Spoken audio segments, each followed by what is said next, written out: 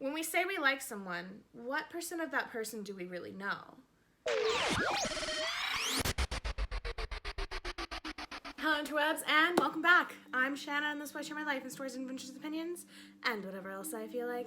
And today we are back with another creepy, spooky story brought to you by the Webtoons series, The Vault of Horror, a collection of nightmares. The link to the story will be down in the description box below, so make sure to go show the author and the artist some love.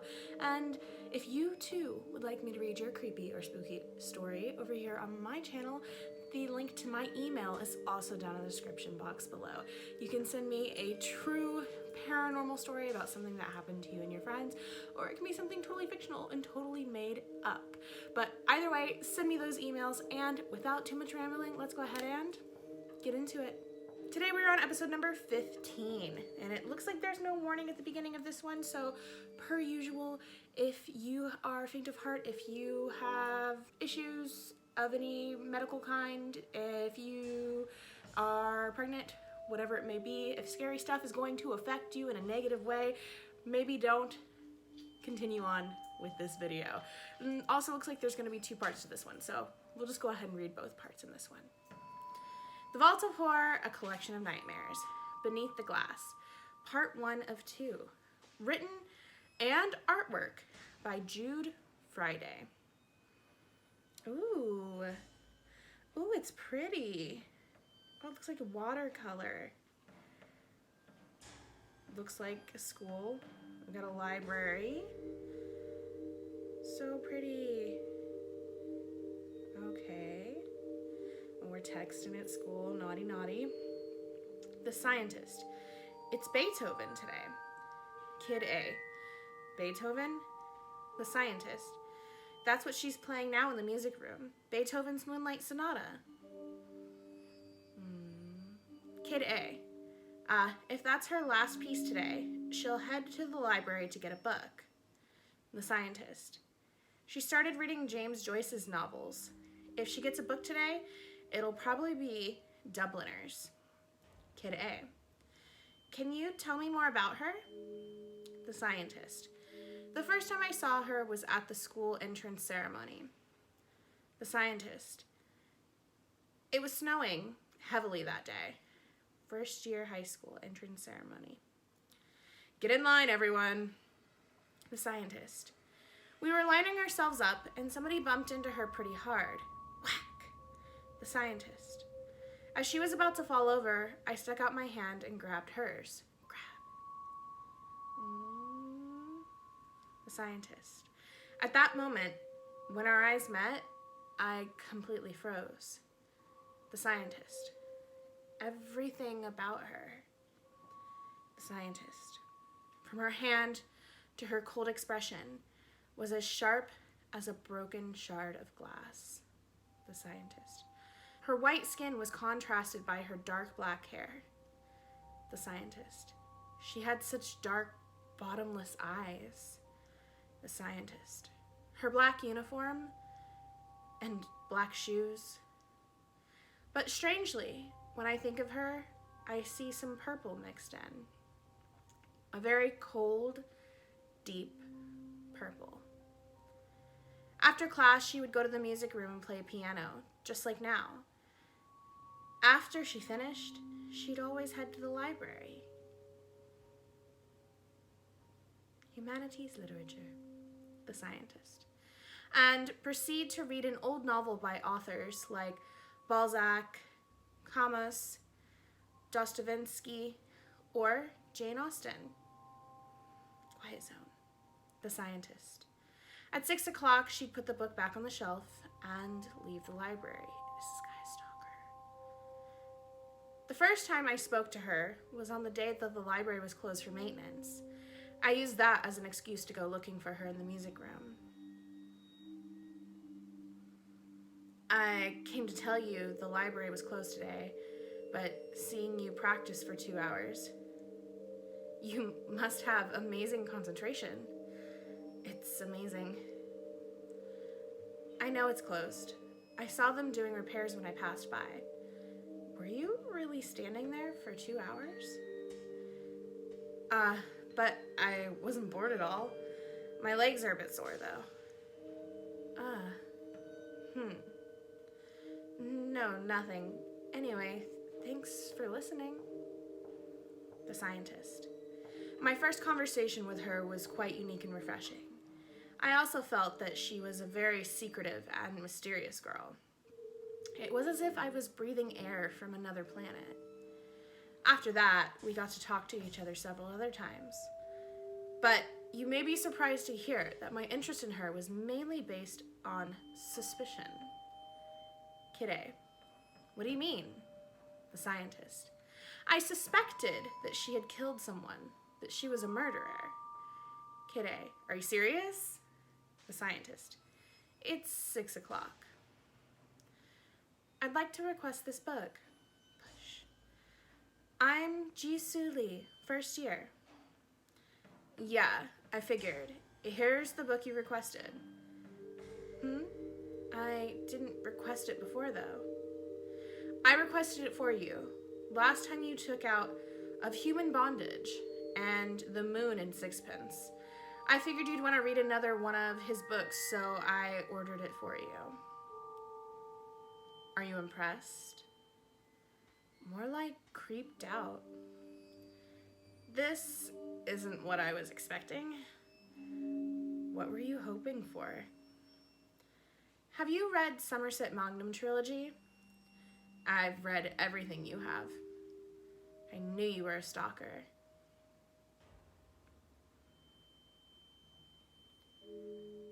I think he's waiting for you. He's been there for a few weeks. Ignore him.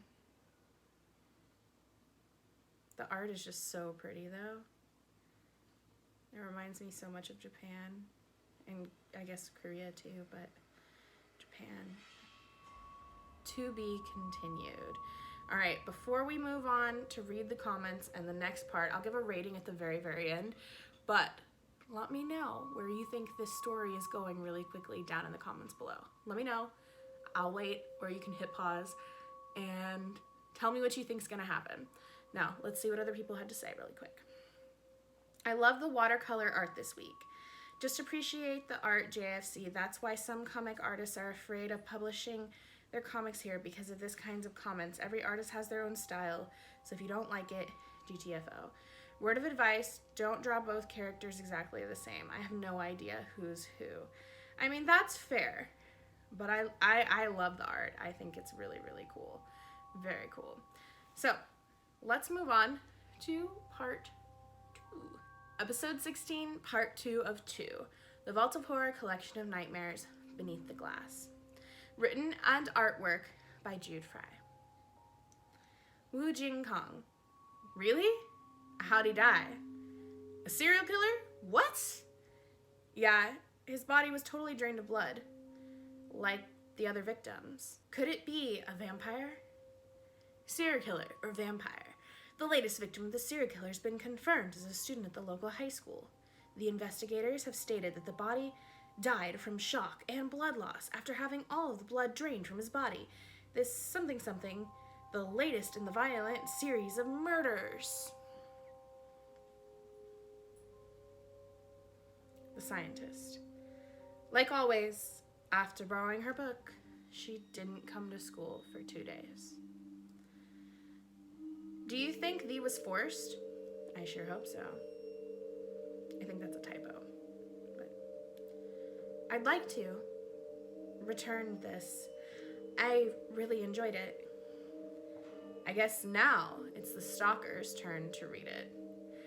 Is this book about a guy who kills people with razor blades by any chance? Of course not. Somerset Magnum, The Razor's Edge, The Scientist. Now, when I look back on it, rip, I sometimes wonder what would have happened if only I hadn't opened the book. I didn't really even want to read it. I guess that was fate too. Can you do a blood type analysis of old dried blood? Of course, why? I need a favor. Is this how you ask one of your teachers, huh?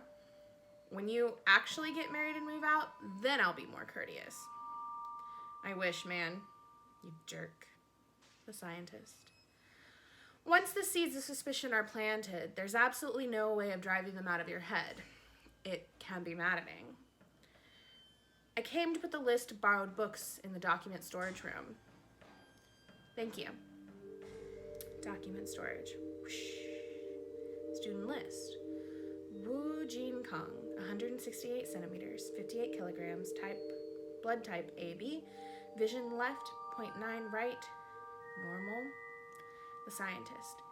Every time she took out a book, someone would die. And the blood in the book was not hers, but Wu Jin Kong's. Now, I know it's a bit ridiculous to suspect her of murder just because of this. But I really want to get this idea out of my head. So, today, I decided to take action in order to get rid of the suspicion, since it's not right to both like her and think of her as a monster. Kid A, what are you gonna do? The scientist. She just went into the library. This used to be a storage room for humanities books and literature, so there are no windows and there's only one entrance. If all goes according to my plan, today she'll want to borrow a book from that room. If she's really a vampire, it won't be easy to spend the night stuck in there. Click. And then I'll finally earn the truth from her. Kid A, that's a pretty cruel plan. The scientist. I really just want to know an answer to all of this. Bzzzt. Slam, slam. Is there anyone there? Someone open the door. Slam, slam. Can anyone hear me? Oh no. Imagine how terrifying that would be to be locked up like that, just in general. Kid A. When we say we like someone, what % of that person do we really know? The scientist. It can't be measured in numbers. Kid A. Then how can you be sure you like her? The scientist. Because I can't stop thinking about her. Kid A. It doesn't make sense though. How can you like only a part of her without knowing everything about her? Scientist. I don't know what you mean. I know I like her. The fact that I closed the door on her is proof of that. This next one says the scientist, but I think it was meant to be Kid A. Do you even like the part of her you doubt? The scientist. No one can love another person completely. Kid A. Then instead of saying her, you should say a certain aspect of her. Obviously, everyone has at least some part of themselves that's likable. Kid A. If you suspect her, it means you don't fully accept her. And if you can't accept her, it means you don't respect her. Since you can't love her simply for who she is. That's not true. Kid A. What you really want to check is not what you suspect her of, but rather your suspicion itself, like whether or not you really like her. Impossible. Kid A. If you really liked her, you wouldn't be testing her like this. Slam, slam. No, I'm positive that I like you. Every time I see you, my heart flutters. So, what I'm suspicious of can't possibly be true. Maybe what you want to confirm is not really your suspicion of her, but whether you really like her.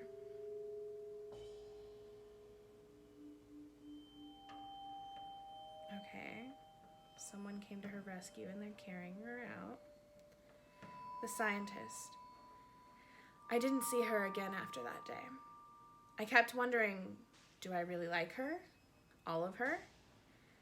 I wanted to see her again and to talk to her. I was waiting for the day we'd meet again. I decided to keep waiting, and while I waited for her to return, I started playing piano. I hope she knows how I feel about her. I love the rain on the window. 2 years later. 4th year high school graduation. He's playing piano at the graduation. And there she is. The scientist. I'll tell you about the girl who really blew me away next time. Oh, wait, was that a different girl? Ooh, interesting. The end. So, okay, I'm gonna read what the comments have to say here. But I'm wondering if he's actually the one hurting people and he maybe doesn't realize it.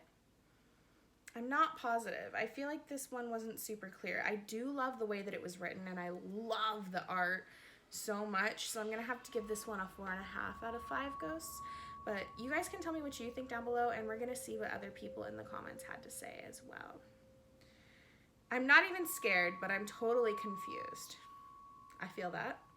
It's a never-ending cycle. The boy has become the cold person that the girl was whom he liked. Remember previous episode, boy meets girl who is playing the piano. In the end, the girl died because of his suspicion. Next episode, he's the one behind the piano and meets a girl who likes him. And that girl will probably suspect him later. And in the end, he'll die too. So the girl will wait for him behind the piano and comes to meet a new guy again. Okay, I can see that. Although I do kind of like my theory about him actually being the one causing the pain all along. This is what one of the Korean readers on the original Korean page wrote as a comment. If you're confused, check out the lyrics from Radiohead's Kid A and Coldplay's The Scientist, which are the nicknames used in the episode. They'll give you some clues regarding the storyline. Ooh, so should we go read those lyrics really quick? Let's do it. I slip away, I slipped on a little white lie. We got heads on sticks and you've got ventriloquists. We've got heads on sticks and you've got ventriloquists. Standing in the shadows at the end of my bed, standing in the shadows at the end of my bed, standing in the shadows at the end of my bed, standing in the shadows at the end of my bed. The rats and the children will follow me out of town. Rats and children follow me out of town. Come on, kids. And that's Radiohead's Kid A. So let's check out the Coldplay song next. Come up to meet you, tell you I'm sorry. You don't know how lovely you are. I had to find you, tell you I need you, tell you I set you apart. Tell me your secrets and ask me your questions. Oh, let's go back to the start. Running in circles, coming up tails, heads on a science apart. Nobody said it was easy. It's such a shame for us to part. Nobody said it was easy. No one ever said it would be this hard. Oh, take me back to the start. I was just guessing at numbers and figures. Puzzles, pulling the puzzles apart. Questions of science, science and progress. Do not speak as loud as the heart. But tell me you love me, come back and haunt me. Oh, and I rush to the start. Running in circles, chasing our tails, coming back as we are. Nobody said it was easy. Oh, it's such a shame for us to part. Nobody said it was easy. No one ever said it would be so hard. I'm going back to the start. Oh, oh, oh. Oh, oh, oh. Oh, oh, oh, oh, oh, oh, oh. So, that is Coldplay's The Scientist. So you guys tell me down in the comments below what your interpretation of this was. I still kind of want to stick with mine. I kind of like it. I liked the way everything was written here and the kind of like, it almost felt like a little bit of like poetry, which was cool. But guys, that pretty much wraps it up for this one. I hope you guys liked it. If you did, please make sure to like, comment, subscribe. And if you don't know what, comment down below. There's a little piano emoji, and if you don't have that one, just some music emojis. Not only does it help out my channel a lot, but it lets me know that you were here. It gives us a chance to chat. It lets me know you made it to the end of the video, and of course, I just love to see your faces down there. If you want to know the way to help out my channel, down below the links to my website, my merch store, or my Patreon. There's zero obligation to check any of those out, but if you want to, you can. Thank you guys so much for watching. I appreciate all of you so very much. Remember to stay genki AF, and I will see you next time. Bye! Oh, hello there. Yes, this is me casually drinking from my Genki AF merch because I don't have any bloopers to share. But if you like my cup or my shirt or some leggings or some socks, there's links in the description below. Be Genki and enjoy your coffee or tea or water or whatever else you like to drink from mugs.